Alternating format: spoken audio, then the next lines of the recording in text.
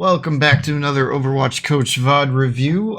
Today we are going to be reviewing, it looks like it's going to be Ana and Kiriko in Plat 3. So I haven't watched this yet, so I don't know what the percentage of game played for Ana versus Kiriko is, but they've got both listed here. We're reviewing, this is our Ana player that we are reviewing, Kecklings. And let's dig into what they say here. Okay, so it's ranked Plat 3. You were Diamond 3 the previous season, but with the skill decay, you're currently in Plat 3. Okay, good to know. Description of the match, things you want reviewed. Super close game, and I feel that poor nano usage and poor sleep dart accuracy by me was a pretty large factor. Trying to nano Genji upon him asking for it, though I was expecting him to blade up, so was super late in doing so. Nanoed Ashe before we lost the second point. I would also like some advice on when to damage rather than to heal so I can avoid heal botting. And you were queued with the diva. Okay, so let's look at the team comp here. So the division of labor basically goes as follows. You are heal botting the diva, and then your ultimate goes to Genji. The Mercy doesn't fit in here. There's nothing to pocket. And this is what I was talking about. I made a support tier list video for season 3, and when I started talking about Mercy, I brought this up. One trick in Mercy when you don't have somebody to pocket isn't the greatest of choices here. So I'm not a big fan of the Mercy pick. I'm okay with Ana. In terms of what I would like to see out of the Mercy, Zen would be good. Moira would be good. Bap could be good. Kiriko would be fine. I'd say any of those characters would be good here. Anything but Mercy, in my opinion, unless the DPS starts swapping. I mean, we did see in your intro, though, that they do go Ashe at some point. Ashe goes with Mercy. At that point, I feel like Mercy would work. But to come out of the gate with Mercy, with Mei and Genji, I'm not liking it. But yeah, in terms of what you're playing, though, I like the Ana. As far as the diva pick goes, we'll talk about diva since you're grouped with the diva, so we'll kind of, maybe comment a little bit extra on what your tank is doing. I don't know if I really like the diva pick either. I feel like diva is a counter pick tank, but I don't know if it's one I would want to come out of the gate on, especially on defense. The diva here is tricky because, like, the diva's gonna feed the Zarya quite a bit, and then on top of that, like, you've got Moira where you can kind of eat the orbs, so that's kind of nice, but the Moira is gonna be right clicking. So I don't know, like, I don't love the diva pick here, but it will give you an ample opportunity to be heal botting the diva, and you can spit out nanos potentially. So let's see how this plays out, and let's see how they handle the Zarya coming in on them. So in terms of positioning, I'm okay with this spot. The only thing that I would be concerned about is maybe the Hanzo potentially sniping you. You're going to be a little out in the open, and then you just jump down anyway. I feel like your mouse sensitivity is a little too high up. You might want to consider dropping that a little bit.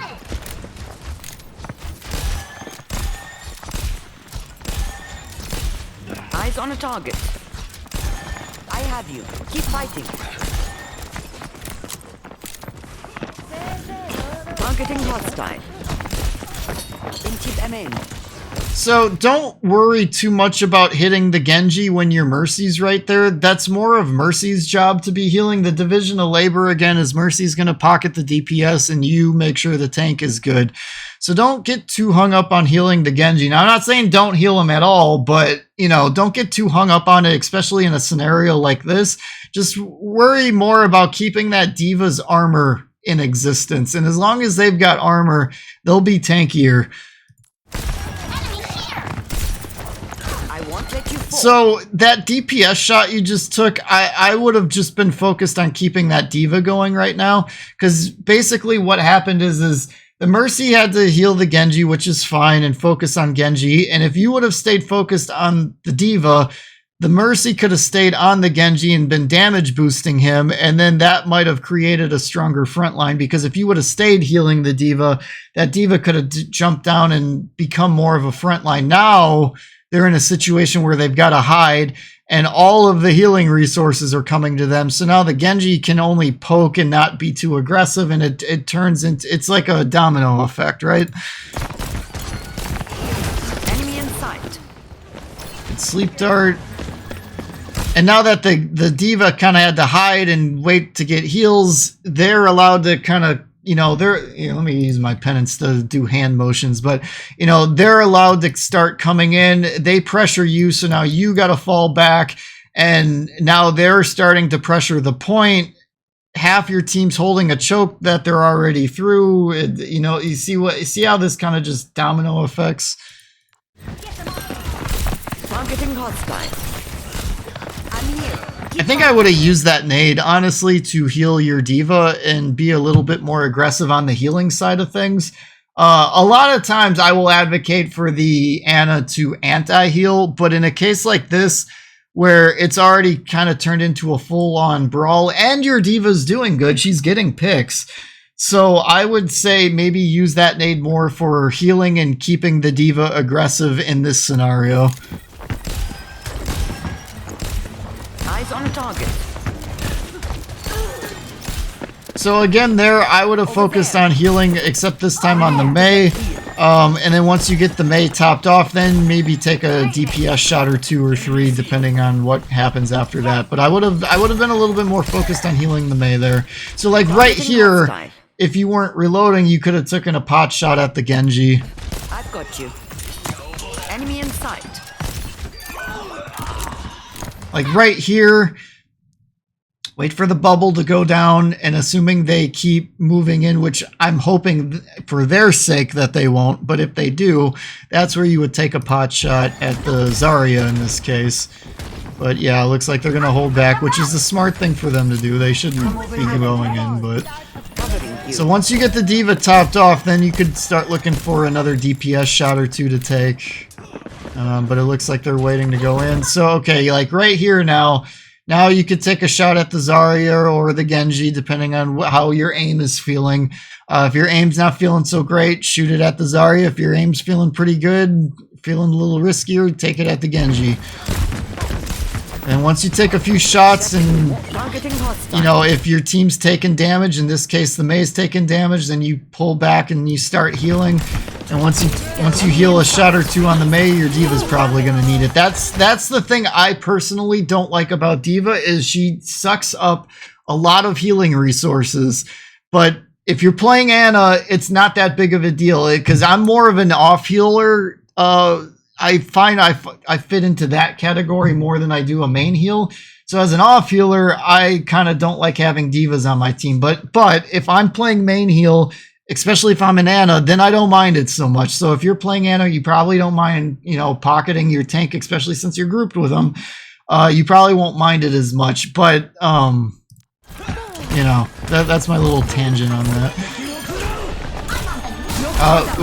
Yeah, so, okay, that's kind of poor reaction.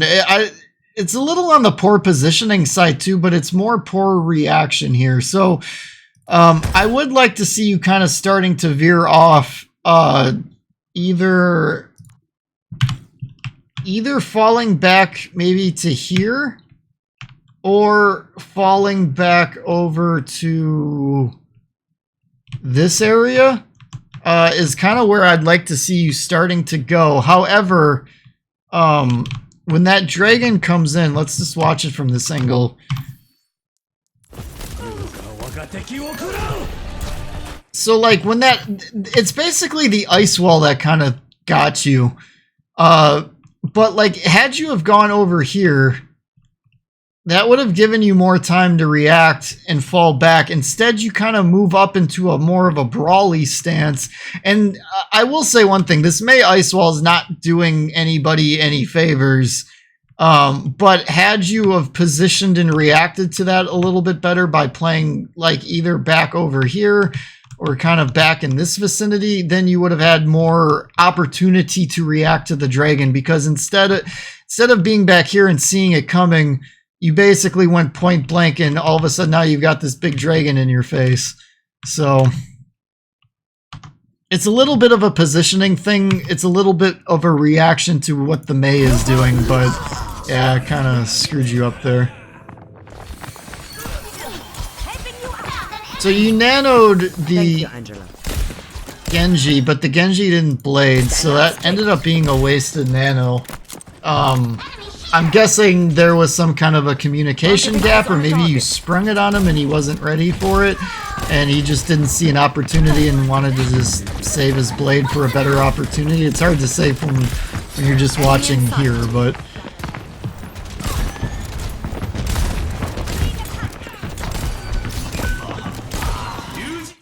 It feels like your mouse sensitivity went down and then all of a sudden skyrocketed back up. So I guess my question is, are you changing your sensitivity on the fly? Like, I've got buttons on my mouse where I can change the sensitivity. I don't really do that in the game though, but I'm just wondering if you're doing that or not. I would personally, just from what I've been watching, I would avoid this really jittery, hypersensitive motion I'm getting out of you. I'm not personally a fan of it. If it works for you, then forget it, but I feel like it's going to affect your accuracy negatively. So I would get away from this hypersensitive mouse movement I'm seeing from you. But again, if it works for you, you know, forget it. But I feel like I'm seeing it kind of affecting your aim negatively, though. But we'll keep watching here.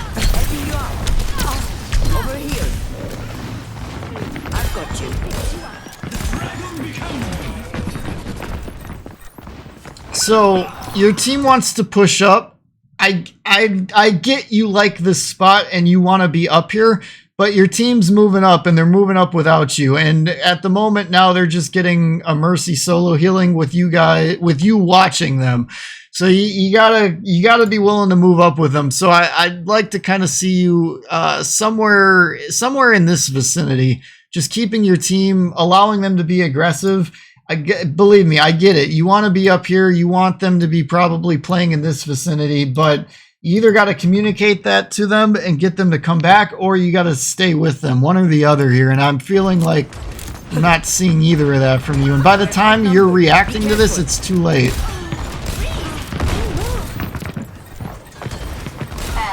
Now, I will say one thing. I haven't really seen you get any good anti-nades off yet. For somebody who was in Diamond last season, I would have expected to see more anti-nades out of you.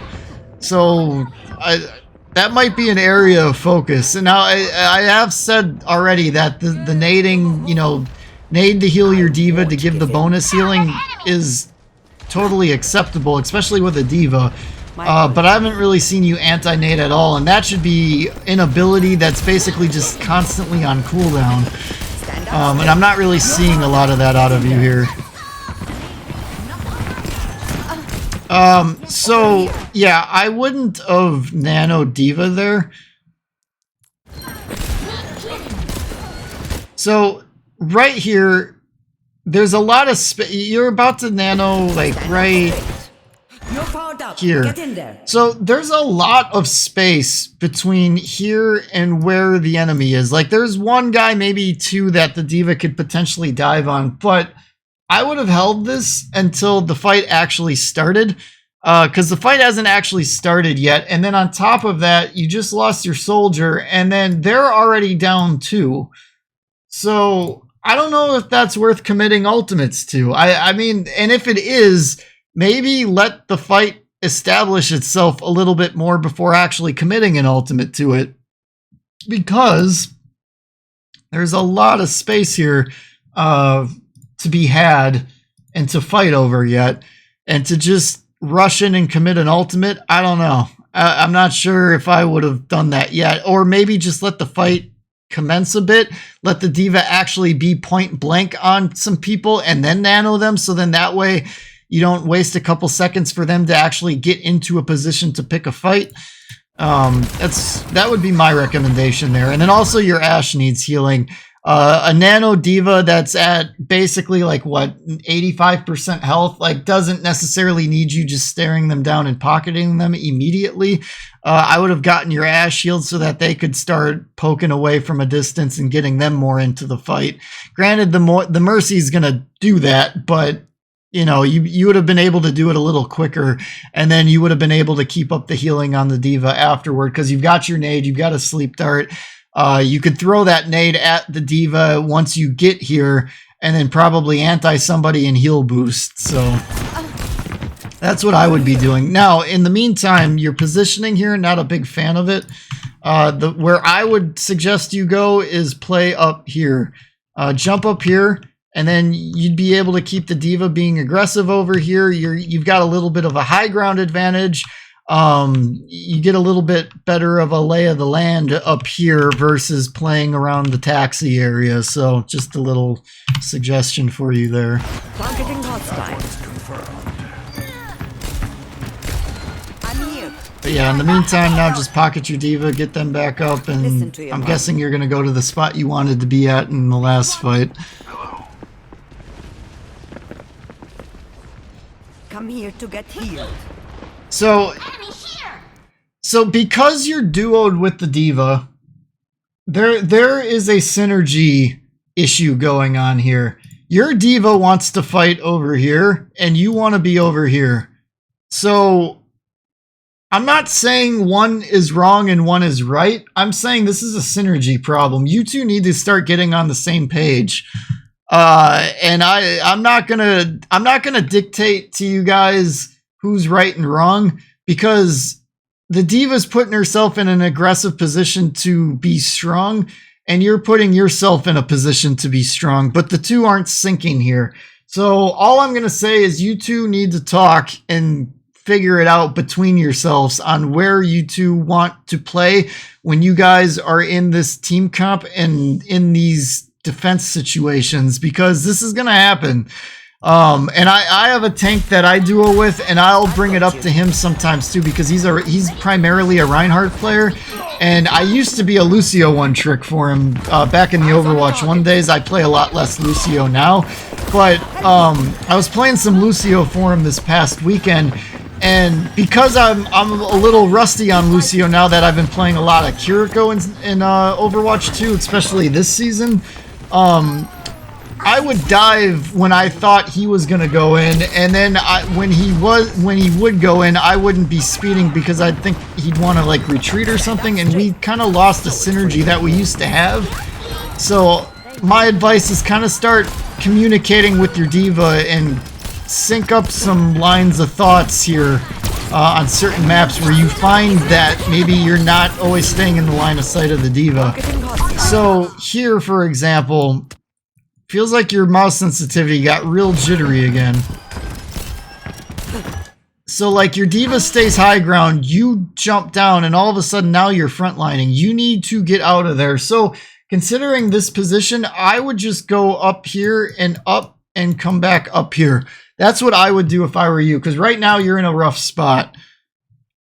If the diva and the rest of your team jump down and kind of retake the front line, then I would point you back to the original position I showed you, where with all those like little Statue of Liberty like concession stand areas were at, the souvenir stand. That would be another good spot. But right now, you're like the diva's kind of overextending a little bit, and now your front line is being obscured, and now you're frontlining a Zarya who has a fair, pretty much max charge, pretty close to it, but she's gonna melt you. She'll meld pretty much everybody at this point, so people got to stop shooting at these Zarya bubbles. But yeah, that wasn't handled too well. Again, the D.Va kind of went a little too deep. You dropped down when you shouldn't have, and then you kind of didn't really do anything to correct the problem once you dropped down. Okay, Mercy got a good res off, so you can help kind of keep things going. Good sleep dart. Hopefully nobody wakes it. That's unfortunate somebody woke that, because that Zarya has been pretty high charged here. Where are they at? Yeah, and they're at 99, so that soldier is shooting the bubble, apparently, so tisk tisk on that. At this point, just get out. Try to keep the Ashe going. Yeah, I wouldn't commit any ultimates to this, and unfortunately we've just committed 2. If I were to commit a nano to this, it would have went to the Bob, not the Ashe. But I am not suggesting nanoing anybody here. I'm just saying if the play was to commit ultimates, that's what I would have done. I also wouldn't have thrown Bob into the corner.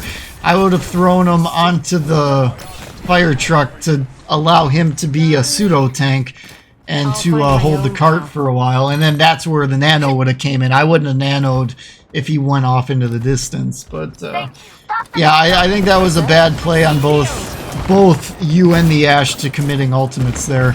I would have held the nano for the next fight, and then trying to kind of regain momentum here.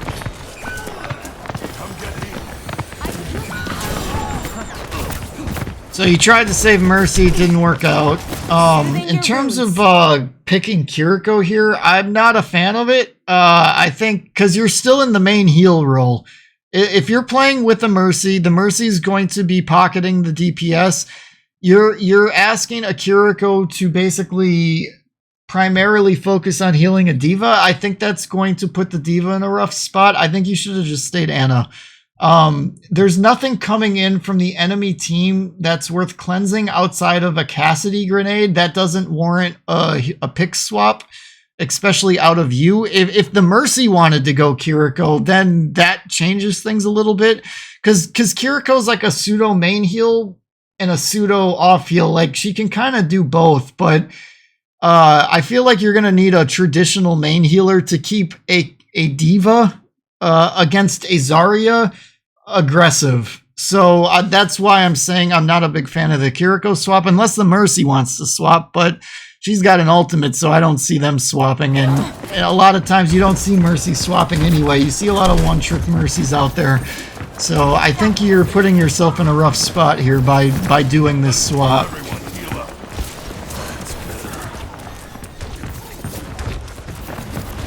If you're playing with a tank that is a D.Va one trick or plays a lot of D.Va, I feel like you're gonna want to primarily play Ana, Moira, and Bap. Like, those are gonna be the 3 supports you're going to want to stick with the most to keep that D.Va aggressive.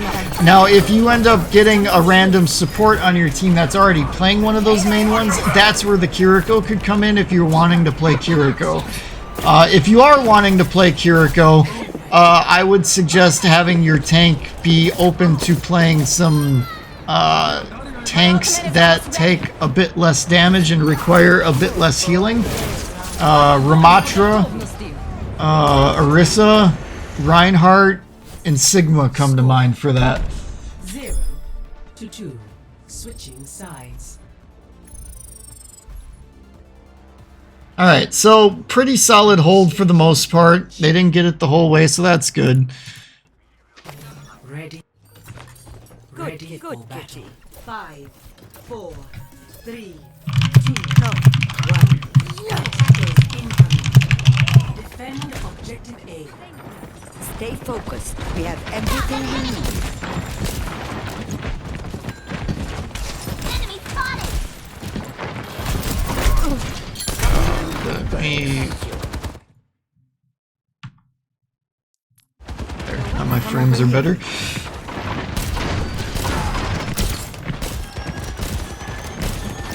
So I'd like to try to see... Yeah, okay, good. Good anti there. So they do have a Kiriko, so you're going to have to be careful or creative with how you're sleeping and anti-ing. Your cooldown on your Ana grenades are going to be quicker than a Kiriko can keep up with. So a lot of times what I see in some of my higher level games is the Ana will go for the sleep dart first, and it'll make the Kiriko make a decision. Does the Kiriko want to cleanse the sleep dart or hold it for a potential anti that may or may not come? So if they cleanse a sleep, then you can land a fat anti-nade and they can't cleanse it, and now you're back in Overwatch 1 days where everybody's anti'd and they can't do anything about it. So that might be something to start considering when you're up against Kirikos here. Good anti. See, like, here now, your diva gets anti'd and your support composition can't do anything about it until they get out and get healed. So this is where, when I made that tier list, this is where the Mercy Ana situation would maybe benefit from being Ana Kiriko.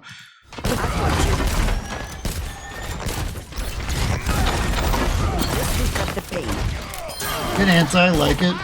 You're landing more antis on attack than you were on defense, which I find interesting because I feel like it would be easier to do it on defense, but just heal your tank, let the tank push in and be aggressive. Shotgun. Greetings. Over there.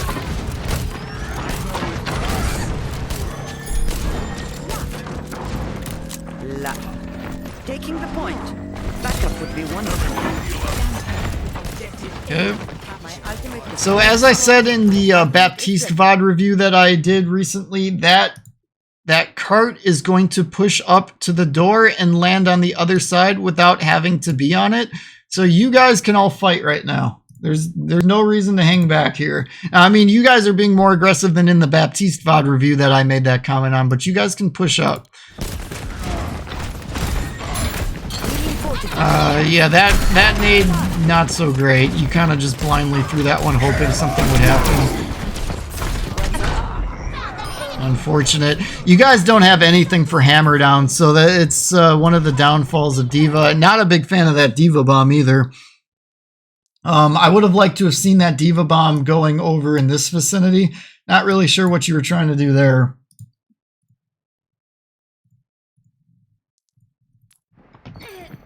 Felt like a Hail Mary, but at this point, I would like to see the Diva swap to do something to counteract the Reinhardt. Because at this point, it's a field day for hammer downs.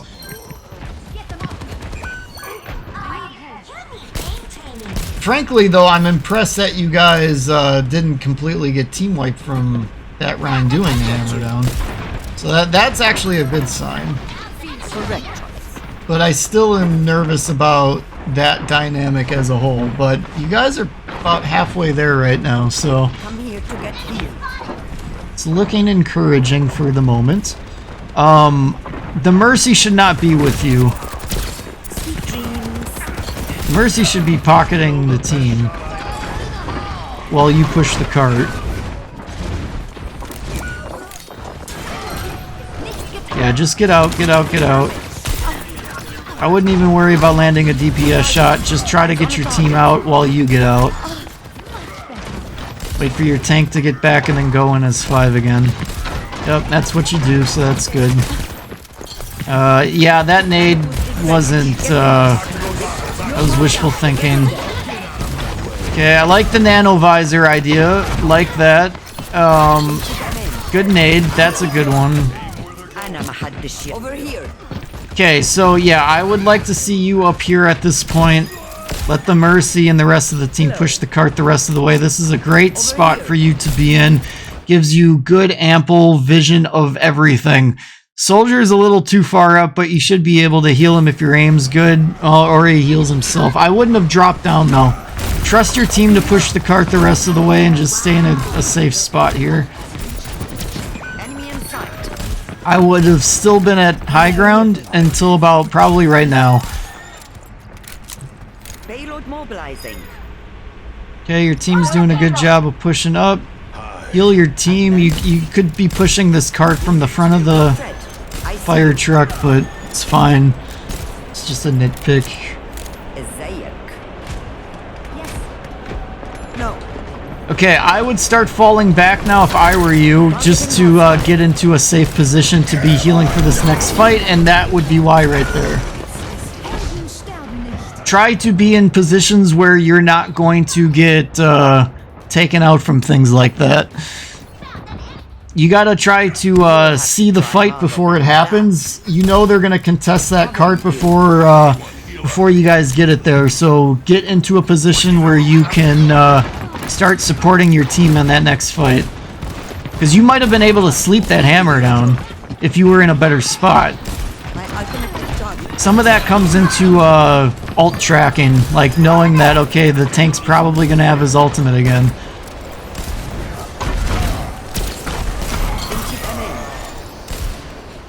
Yeah, and I feel like your mouse sensitivity is kind of keeping some of your sleep dart from hitting too. So, alright, number one, positioning. We covered that as I saw it, but your positioning could use some improvement. Number two, I'll just say mouse sense. Your mouse sensitivity felt high, a little too high. I would tweak that, play around with it, maybe in an aim trainer. But I would bring that down a bit. But if you're comfortable with it, then that's on you. But I felt like when I saw your mouse, it felt like your mouse sensitivity was changing throughout the game, and it felt too sensitive for my tastes. And then number three, nano. Your nanos didn't feel great. You kind of covered that in your intro. The Genji didn't use blade. You nanoed Ash when I would have liked to have seen you maybe nano Bob or hold it. More hold it than probably anything, but if the Bob would have touched point, maybe throwing it on him rather than the Ash. But personally, I probably would have just held it. So I would focus a little bit more on how you're nanoing. Trying to find a little bit better opportunities there. Again, we kind of covered that as we saw it. And then I'm going to give you a fourth point.